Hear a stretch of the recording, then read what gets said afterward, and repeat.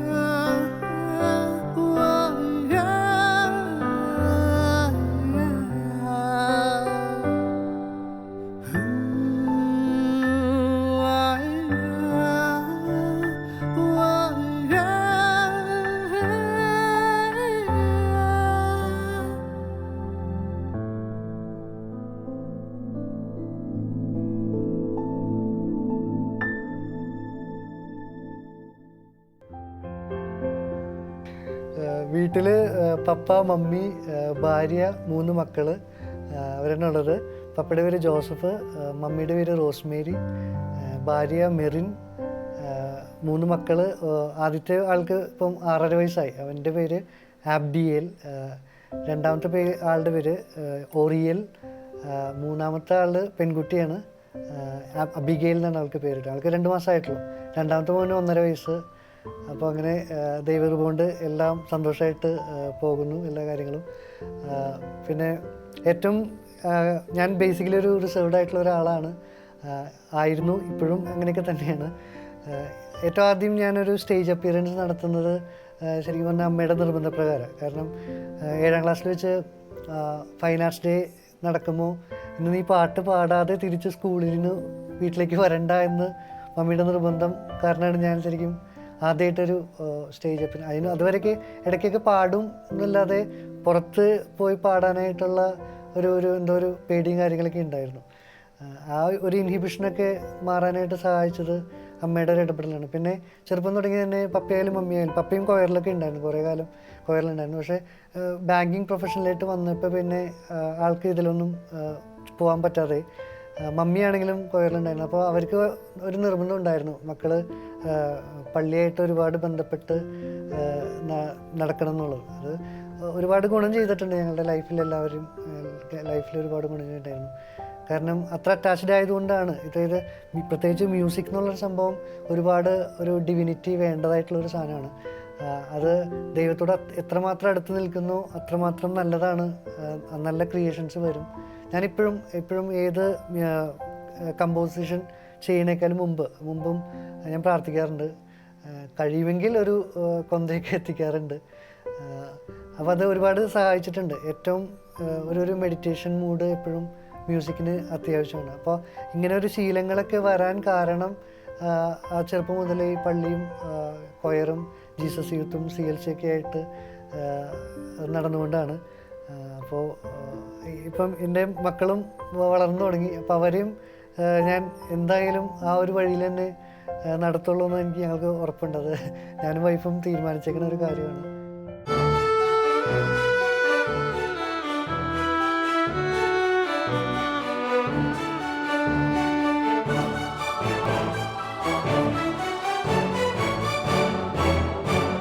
ഞാൻ ചെറുപ്പകാലത്ത്, അതായത് കൊയറിലൊക്കെ ആയിരുന്നപ്പോൾ ഏറ്റവും കൂടുതൽ പാടാൻ ഇഷ്ടമുള്ള പാട്ട്, അല്ലെങ്കിൽ ഏറ്റവും കൂടുതൽ പാടിയേക്കണ പാട്ട് ഒന്നെന്ന് പറയുന്നത് യേശുവിൻ്റെ പ്രാണനാഥൻ എന്നുള്ള പാട്ടാണ്. കാരണം ഞാൻ ബേസിക്കലി കീബോർഡിസ്റ്റായിരുന്നു, പള്ളിയിൽ കീബോർഡിസ്റ്റായിരുന്നു. അപ്പം വല്ലപ്പോഴും മാത്രമേ കീബോർഡിസ്റ്റുകൾക്ക് പാടേണ്ട അവസരം വരുള്ളൂ. കാരണം ഒന്നുകിൽ പാട്ടുകാരൻ, ലീഡ് സിംഗർ ആബ്സെൻ്റ് ആയിരുന്ന സമയമായിരിക്കണം, അല്ലെങ്കിൽ എന്തെങ്കിലും ഫങ്ഷൻസ്, ഇപ്പോൾ പെരുന്നാൾ പോലെയുള്ള സമയങ്ങളിൽ പുറത്തുനിന്നായിരിക്കും കൊയർ.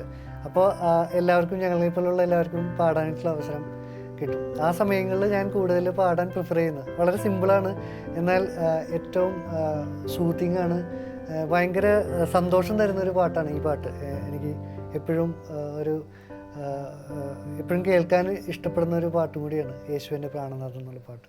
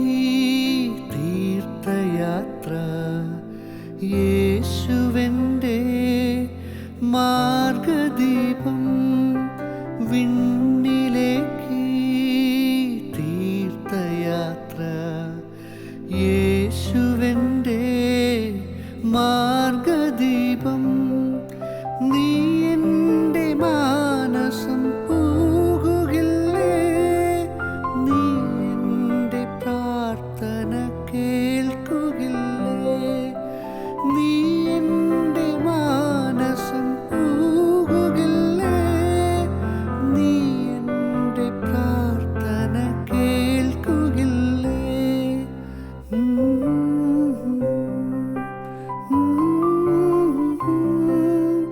യേശുവിൻ്റെ പ്രാണനാഥൻ യേശുവിൻ്റെ ആത്മദാഹം ഈശ്വരൻ്റെ സന്നിധാനം യേശുവിൻ്റെ സ്നേഹരൂപം.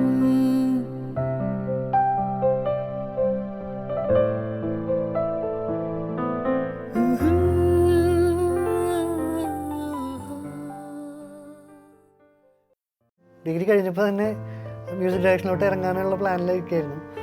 ഇവിടെ ഇരിഞ്ഞാലക്കുട ക്രൈസ്റ്റ് കോളേജിലായിരുന്നു BCom പഠിച്ചത്. അപ്പോൾ പിന്നെ പപ്പ പറഞ്ഞു ഇങ്ങനെ കരിയർ ആയിട്ട് മ്യൂസിക് എടുക്കുന്നതുകൊണ്ട് കുഴപ്പമൊന്നുമില്ല, അത് അങ്ങനെയുള്ള ഫ്രീഡം പപ്പയുടെ മമ്മിയുടെ ഭാഗത്തു നിന്നുണ്ടായിരുന്നു. ഏതെടുത്താലും ഏറ്റവും നന്നായിട്ട് വരാൻ പറ്റുമെന്ന് കോൺഫിഡൻസ് ഉണ്ടെങ്കിൽ മ്യൂസിക് കരിയറായിട്ട് എടുത്തുകൊണ്ട് ഒരു കുഴപ്പമില്ലെന്ന് പറഞ്ഞു. പിന്നെ അപ്പോൾ എങ്കിൽ കൂടി ഒരു PG കയ്യിലോ ഉള്ളത് നല്ലതെന്നുള്ള ഒരു ഇതിൽ അറ്റ്ലീസ്റ്റ് കല്യാണ മാർക്കറ്റിലെങ്കിലും ഗുണം ചെയ്യുന്നുള്ള ഇതിലാണ് MBA ചെയ്യാമെന്ന് വെച്ചത്. പിന്നെ പൊള്ളാച്ചിയിൽ MBA കഴിഞ്ഞതോടുകൂടി തന്നെ ഞാനും എൻ്റെ അനുജത്തിയും കൂടി ഒരു ആൽബം ചെയ്തു. മണിച്ചപ്പ് എന്നായിരുന്നു ആൽബത്തിൻ്റെ പേര്. ഞാനൊരു സംഭവം പറയാൻ വിട്ടുപോയെന്ന് വെച്ച് കഴിഞ്ഞാൽ, എൻ്റെ ജീവിതത്തിൽ നടന്നിരിക്കുന്ന എല്ലാ നല്ല കാര്യങ്ങളിലും ഒരു നിമിത്തമായിട്ട് ഇരിക്കുന്നത് എൻ്റെ അനുജത്തിയാണ്, ആൻസി. അപ്പം പുള്ളിക്കാരത്തിയാണ് ഈ ആൽബത്തിൻ്റെ ലിറിക്സ് എഴുതിയിരുന്നത്. അപ്പോൾ അങ്ങനെയാണ്, അതായത് ഈ ആൽബം ഓഡിയോ റിലീസ് ചെയ്തത് റോഷനേട്ടനായിരുന്നു. ഈ നോട്ട്ബുക്കിന് മുമ്പായിട്ട് ഈ മണിച്ചപ്പ് റിലീസ് ചെയ്തത് റോഷനേട്ടനായിരുന്നു. അപ്പോൾ അതിൻ്റെ പിന്നിൽ അനുജത്തിയുടെ ഒരു ഫോട്ടോ ഉണ്ടായിരുന്നു. അപ്പോൾ അങ്ങനെയാണ് ആൾക്കത് ഇഷ്ടമായിട്ട് പിന്നെ ഒരു പ്രപ്പോസലായിട്ട് വീട്ടിലേക്ക് വന്നു. എന്നെ കല്യാണത്തിൽ കലാശിച്ചു. പിന്നെ റോഷനേട്ടൻ ഇപ്പം അപ്പോഴൊക്കെ എൻ്റെ ഡ്രീം മാത്രമായിരുന്നു മ്യൂസിക് എന്നുള്ളത്. മ്യൂസിക് ഡയറക്ടർ ആവും, അതെന്താണെങ്കിലും ആവും എന്നുള്ളൊരിതുണ്ട്. പക്ഷെ അത് കുറച്ചുകൂടി സ്പീഡായിട്ട് നടക്കാൻ കാരണം ചിലപ്പോൾ ഒരു പക്ഷേ റോഷനേട്ടനെ പോലെയുള്ള ഒരാൾ നമ്മുടെ കുടുംബത്തിലേക്ക് വന്നതിൻ്റെ ഒരു കാരണം കൊണ്ട് കൂടിയാണ്. കാരണം ഇപ്പം ഞാൻ ചെയ്യുന്ന എല്ലാ കോമ്പോസിഷൻസും എനിക്ക് കേൾപ്പിക്കാനായിട്ട് ഫീൽഡിൽ ഇത്ര എക്സ്പീരിയൻസ് ആയിട്ടുള്ള ഒരാൾ ഉണ്ടെന്ന് അറിയുമ്പോൾ തന്നെ വലിയൊരു കാര്യമാണ്. അപ്പോൾ അങ്ങനെയൊക്കെ നോക്കുമ്പോൾ ഒരു ദൈവത്തിൻ്റെ ഒരു ഇടപെടൽ എൻ്റെ, പ്രത്യേകിച്ച് ഇപ്പോൾ ഈ ചെയ്തിരിക്കുന്ന എല്ലാ 15 പടങ്ങളാണെങ്കിൽ കൂടി ഒരു 70% ഓഫ് പടങ്ങളും ആൾക്കാർക്ക് ഇഷ്ടപ്പെട്ട പടങ്ങളാണ്. നല്ല പ്രോജക്ട്സിൻ്റെ ഭാഗമാവാൻ പറ്റുകയെന്ന് പറയുന്നത് ഇപ്പോഴത്തെ കാലത്ത് വലിയ കാര്യമാണ്. നല്ല സോഷ്യൽ കമ്മിറ്റ്മെൻ്റ് ഉള്ള പ്രോജക്ട്സിൻ്റെ ഭാഗമാവാൻ പറ്റുന്നത്. നോട്ട്ബുക്ക് ആണെങ്കിലും ട്രാഫിക് ആണെങ്കിലും care of Saira Banu, chapters. Traffic ശരിക്കും ഒരു നിമിത്തമായിരുന്നു.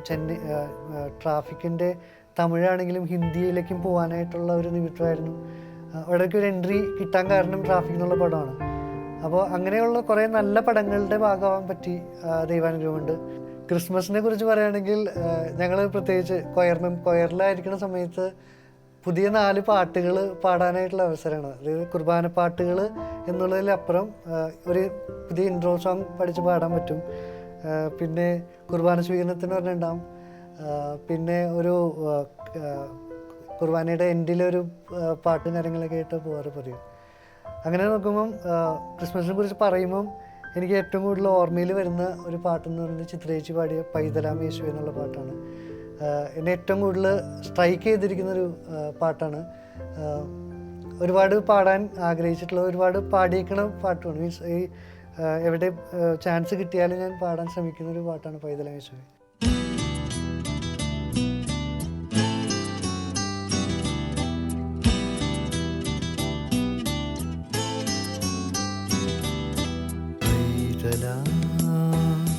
യേശുവേ ഉമ്മ വച്ചു ആട്ടിടയ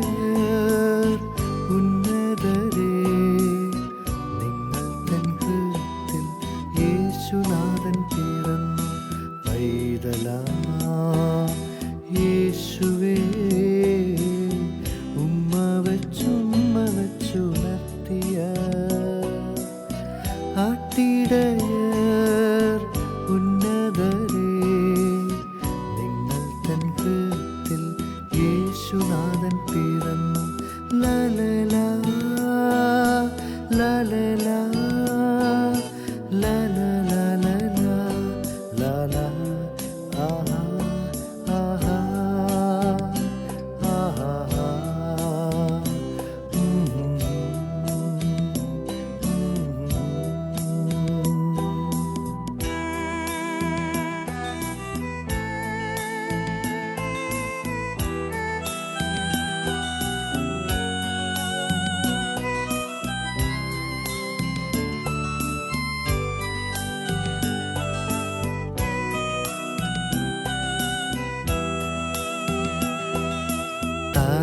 താലപ്പൊലിയേകാൻ തമ്പുരുമീട്ടുവാൻ താരാട്ടു പാടിയുറക്കിടുവാൻ താലപ്പൊലിയേകാൻ തമ്പുരുമീട്ടുവാൻ താരാട്ടു പാടിയുറക്കിടുവാൻ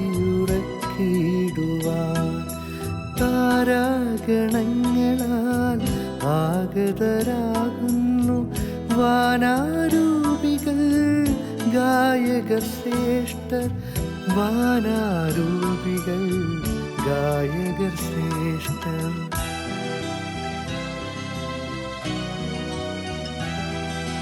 പൈതലാം യേശുവേ ഉമ്മ വച്ചുണർത്തിയ ആട്ടിടയർ ഉന്നതരേ തൻ ഹൃത്തിൽ യേശുനാഥൻ പിറന്നു ലലലാ ലലലാ ലലലാ ലലാ ആഹാ ആഹാ ആഹാ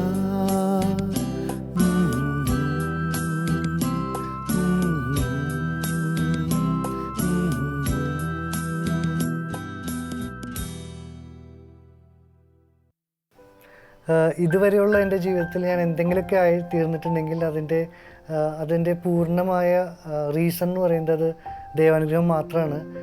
ചെറുപ്പകാലം തുടങ്ങി ആ ഒരു സംരക്ഷണം എനിക്ക് ഇപ്പോൾ ഈ ശാലം ടീമിൽ ഈ ഇൻ്റർവ്യൂ കൊടുത്തുകൊണ്ടിരിക്കുമ്പോൾ പോലും എനിക്ക് ആ സംരക്ഷണം ഫീൽ ചെയ്യാണ്.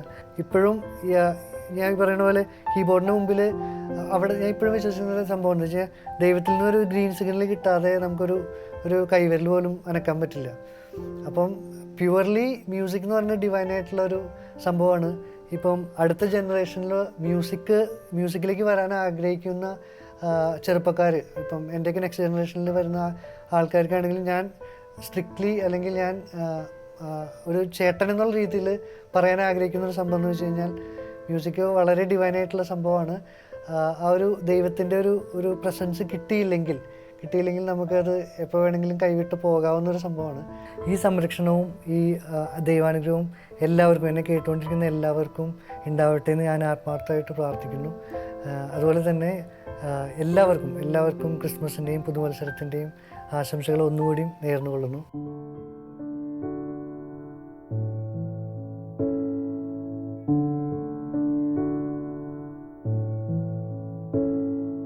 താതൻ നൽകും ദിവ്യദാനത്താൽ ഭൂവിൽ ധന്യം ഇന്നെന്നാളുകൾ വർണ്ണിച്ചിടും നവ്യഗാനത്താൽ നന്ദി നൽകും ജീവകാലവും നന്മതൻ ഭൂവിതൾ നേർവഴി ചിന്തുകൾ കാതോരം സാന്ദ്രമം സാന്ത്വനവും കാൽവരിയാഗമായി നീതിയിൻ സൂര്യനായി ജീവന്റെ ആത്മമായി സ്വർഗനാഥൻ താതൻ നൽകും ദിവ്യദാനത്താൽ ഭൂവിൽ ധന്യം ഇന്നെന്നാളുകൾ വർണ്ണിച്ചിടും നവ്യഗാനത്താൽ